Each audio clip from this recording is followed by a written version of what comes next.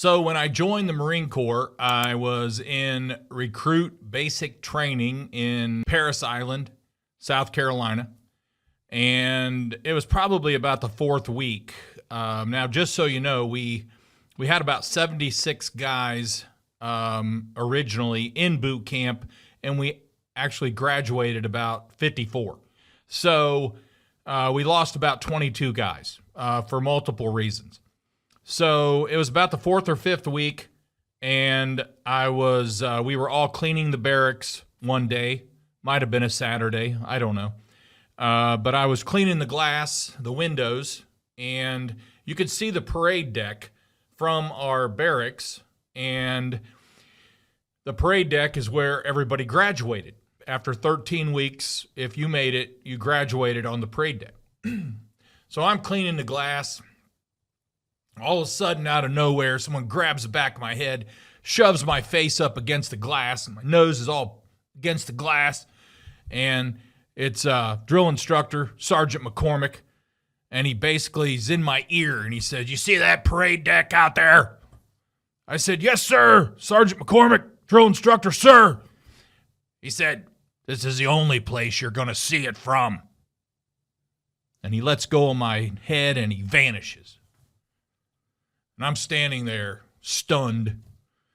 Whew. I said, "Man, I hope I make it. I hope I make it.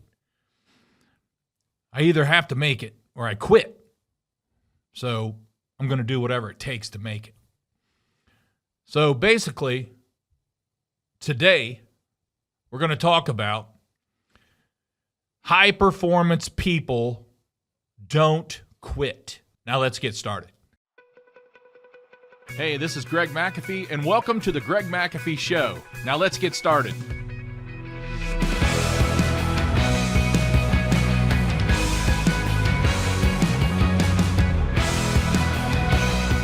All right, 90% today, 90% of startup businesses fail within the first 5 years.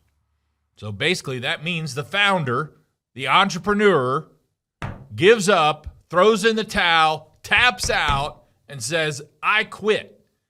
9 out of 10 quit in the first 5 years.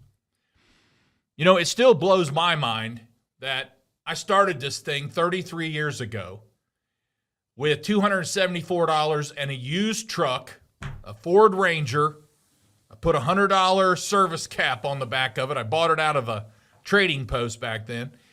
And I took it to a professional place. We had our logo put on it, a logo that my wife basically invented, established, started, and we took it to a professional vinyl logo place, and they cleaned up that artwork, put it on both doors, put it on the cap, put it on the back of the cap, and basically I was in business. So $274 was about enough to buy a motor and a few parts, and that's about it. Now, you got to know that the same year we got married, bought our first 800 square foot ranch, and started McAfee. Zero business experience. Zero. I read one business book. It was called Cash, Who's Got the Cash? And that's it, folks. That was it. And not enough industry experience. I worked in the industry 2 years. 2 years. Now, here's what I did. I wrote down everything that I said I would not do when I start a business. And I had that on a piece of paper. And I'm not going to do this. I am not going to do this. And I am not going to do this. And it was all the negative stuff that these companies that really didn't know what they were doing did, okay, or didn't do. So I either said, I'm never going to do that, or we've got to do this because they didn't do it, and that's probably why they failed. So the first company I worked for, they had been in business about 30 years. They were I was probably the fifth guy hired. By the way, he fired me after 1 year of employment. He brought me in and he said, "You'll never make it as a mechanic," and he fired me.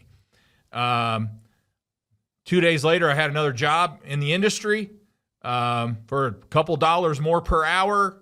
He put me in the service truck and gave me just a little bit of training. And because all I did at the first job was install and be a helper. But anyway, it was there that I found out I could sell, because I ended up outselling their full-time salesperson, which it ticked him off. And but the owner didn't know. He just didn't have a plan. He didn't have systems in place. And he went out of business, laid me off about a month before they closed their doors. And that's when we said, now's a good time to do this. Let's make it happen. So the second year in my business, second year, not first year, not first month, second year in business, my phone didn't ring for 2 weeks. And a lot of people were saying, what are you going to do? I mean, how are you going to make this work? Your phone's not ringing. What are you going to do? I could have easily quit. I could have easily tapped out right there. And then a few years later, I didn't tap out. It's gradually started growing. And my 6th year in business, I was applying for a building loan because we had plans to build a new building to get out of the garage that we had built the 2nd year in business. And I went to 5 banks. 5 banks. They said, no way, no way, no way, no way, no way.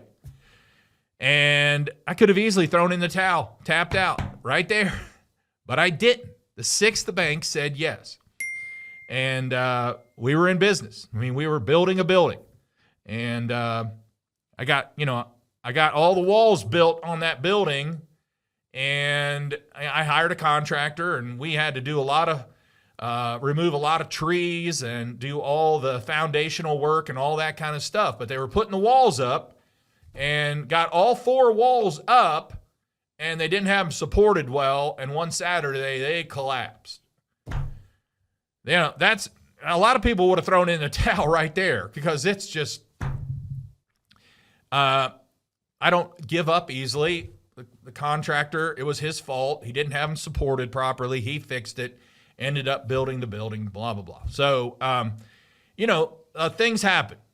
My list of obstacles and failures go on and on and on and on and on. And successful people, they don't get stuck on failure. Failure is just part of the process to succeeding. And that's what you got to know. So what I'm going to talk about today is the top 5 requirements to have the I will not quit attitude.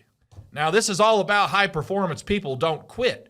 But the 5 requirements that I picked out of multiple requirements, but these are my 5 for this podcast. It's the requirements for I will not quit attitude, okay? And number 1, I think, is confidence. It's extremely important to be confident. They say the difference between a confident person and an arrogant person is that a confident person has nothing to prove. But an arrogant person appears to have to prove that they're confident. Isn't that funny? Now, you got to know who you are. You got to know what you want to do, and you got to figure out how to do it. But you got to be confident. And it's not that kind of confidence where you fake it till you make it. I mean, you've got to be confident. You've got to be confident in, I can make this thing work. When my phone didn't ring for 2 weeks, I was still confident I could make this thing work. At the time, all I had to do was just go out and work harder and meet more people and make my phone ring. And that's what I did. So I also had, personally, my strength came from my faith in Jesus Christ. That's where I get my strength today, from my faith in my Lord and Savior. And that's not for everyone, and that's okay. But you've got to get your strength from something or someone in order to make it through the obstacles and the failures you're going to have. So you've also got to be secure in being who you are at any time in your growth. You know, when I started joining some groups, and I was just doing somewhere around $400,000 a year, and I was joining groups, sitting at tables with guys that were doing $4 million a year, or $2 million, $3 million, $4 million, some higher than that. I still had to be confident sitting at that table. You know why? Because I realized everybody at that table started somewhere. And I was okay with where I was. Now, I wanted to be larger for sure, but I was okay. I was a sponge around that table. I was learning, and they learned a few things from me, but I was learning. And if you take a quick look at some very, very successful companies and the owners and founders of the company, you'll find they started with very little too. So let's take a look at them right now. Put them up on the screen. Let's take a look at Steve Jobs. I mean, Steve Jobs started in his dad's garage, as you know, if you've watched any of the Steve Jobs movies. How about Elon Musk? Take a look at that guy. He started in a small office in his house. And then there's Jeff Bezos. Jeff Bezos started, look at that office. I mean, he started somewhere. I mean, Amazon wasn't an existence. It wasn't around. He started it. See, he started small and started selling books. You know why he started selling books? Because he figured it out that books could be shipped for about the same price. So it was an easy shipping. And then he went to CDs and DVDs, which was actually easier shipping. So that's what he started with and why. Isn't that kind of funny? And then, of course, you know where Amazon's at today. Okay, so everybody starts somewhere, and normally it's pretty small. So, long story short, you got to be secure where you're at in your growth. You know, that's part of confidence, and that matters. You know, you can't be all, down in the dumps and weaned on a pickle about how small you are or feel inferior about it. Be confident. Be confident who you are. Number 2, very important, you got to define your values. You may want a business plan. Not every company that starts has to have a business plan. I sure didn't. And a lot of those guys I just showed you, they didn't either. Anybody that spent a lot of time in a business college will tell you have to have a business plan. You really don't have to have a business plan. You got to have some ideas, and you got to have a plan. But I'll tell you what you do need that I think you need to have. You need to know what you stand for. You got to know what you stand for. And it's very important to know what you stand for before you start this business. Now, this is our McAfee way. And every company just about should have a way. If I ask the owner, what's your way, and they don't know, I say, let me talk to one of your key employees because they'll tell me your way, okay? So I read the book, The Toyota Way, and that was back when Toyota surpassed General Motors. You know, the big monster General Motors. Well, Toyota had a way of doing things, and they surpassed General Motors. Good or bad, it is what it is. But the McAfee Way, long story short, I was my first board of advisors that I formed. I chose people that were very strong in what I was weak at and what my company needed. So number 1, I hired a person who was very strong in HR. They were actually the key hiring person at Imes Pet Food. They were on my board. And then I hired someone very, very strong in operations. They were in the machine shop world, tool and die stuff and manufacturing. And they were very strong in operations, and I had them on my board. And then I had a key person who was multi-talented that ran a national home improvement company, and they were on my board. So we were having a meeting one day, and I'd always talked and referred to the McAfee Way. And, the McAfee Way is calling people when we're on the way and wearing shoe protectors and keeping our trucks clean and a wide variety of stuff. But the one that was really strong in operation said, show me the McAfee Way. And I said, well, I don't have anything in writing, but I can tell you about it. He said, no, I want something in writing. So your homework is to come up with something in writing. And I went home for the weekend and worked on that, and I came up with this. And we've tweaked it a little bit, but it has stuck. So we've basically got integrity, care, culture, consistency, innovation, and team. And I won't go into these deep, but we maintain integrity in everything we do. We take care of people first, especially our employees first, because if you don't take care of your employees first, it doesn't matter how well you take care of your customers, okay? And then we also take care of our vendors extremely well. We pay our vendors early, but always on time. Early and always on time. And we also demonstrate our culture, which strives for perfection. We know we're not going to hit perfection, but we're going to hit excellence along the way.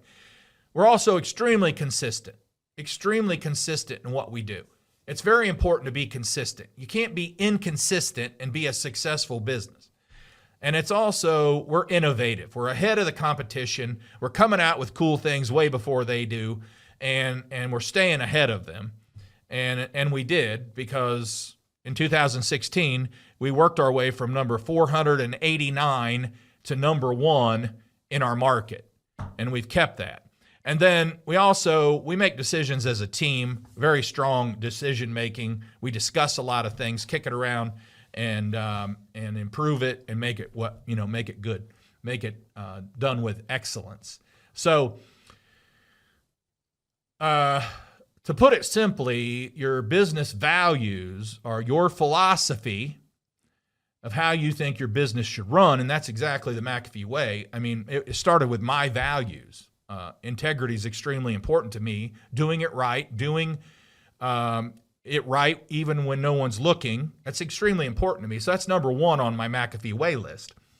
Everything flows from your why, and I really learned a lot about that from Simon Sinek. He's the guru of teaching the why behind the what, and he's actually got a really good podcast on that. In the beginning, you have the most time. If you're a startup business, the first couple years, you have the most time. You may not think you do, but you have a lot more time than you will in the next 10 years. So you got to know what you stand for. You got to know what kind of people you want to hire. Who do you want to surround yourself with? What do they look like? Hiring the best people, hiring the most qualified people, hiring the people with the right attitude. We hire for attitude, train for skills. Very important. And then, what is your business going to be known for? What's it based off of? Not just what you do. What's it known for? And who will you support, or who will you give to? For us, it's children and families in our community. And we started in 2006, which is 17 years ago. We started the McAfee Foundation for Children and Youth. And we support a lot of children in multiple ways, and families in the Miami Valley, which is in our community. And then you got to know, what kind of leadership style are you going to have in this business? When you start hiring people, what's your leadership look like? And how will it be run? How will you run your business?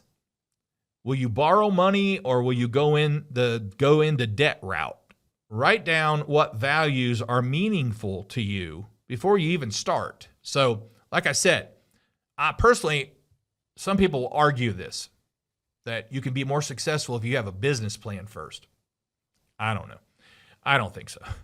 But I do expect you to write down the values of what values meaningful to you and how you're going to run your business and all that kind of stuff. It's very important. You could say, well, Greg, that's a business plan. I'll lay it out. Good. Go get them. Call it what you want. Number 3, I think everybody should do a personal SWOT analysis. What are your personal strengths, weaknesses, opportunities, and threats? This helps you see what you're good at, what you need help with, what your potential is, and what you need to look out for, okay? And that's very important personally. As you grow, you can do a SWOT analysis in the business, and that's extremely helpful. We've talked about it several times here. But at the beginning, you need to do a personal SWOT analysis. And you should have a firm grasp on the situation at hand, and you should know yourself a little bit better after this SWOT analysis. Your analysis can be something you share with someone, or you just keep it to yourself, but it's really important that you do one of those. Number 4, you've got to have a mentor. I talk a lot about having a mentor, a board of advisors, and a coach, a business coach.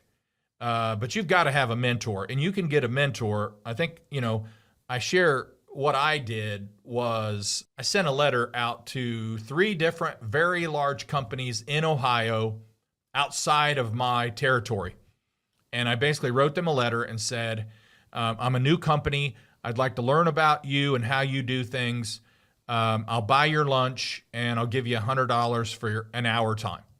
And I sent out 3 letters. I got 1 response. It was Mark Swepston out of Columbus, Ohio, Atlas Butler, very well-known, successful heating and air company. And Mark met me at his office. I was pretty nervous. I wore a suit and tie, and he wore a service uniform. He spent 6 hours with me. He bought my lunch, and he wouldn't take my $100. And we have met 2 to 3 times a year ever since and became good friends. So it's just good to have a mentor, and he helps me with different things. The first year, you form a board of advisors, but that mentor, 92% of small businesses said that mentors directly impact growth and the survival of their business. Most all successful entrepreneurs have them, had them, still have one. So a mentor brings experience and fresh perspectives to you that you don't have. They can help you find opportunities in networking. They know a lot more people than you do. They can assist in building a company culture, like we talked about. They can hone your leadership and management style and skills. And we all need someone to tell us to either slow down, stop, or speed up a little bit. And that's what a mentor can do, okay? All right, then number 5, I think it's very important to be a constant learner. We never know it all. We never reach a point where we max out and stop learning. You've got to constantly be learning. Not every reader is a leader, but every leader is a reader. And constantly reading to learn more about how to improve themselves, how to improve their business, how to improve their management team, how to improve their sales, whatever it is, we're constantly learning. The best leaders are lifelong learners. Like I said, they're never done. They take measures to create organizations that foster and inspire learning throughout the whole company.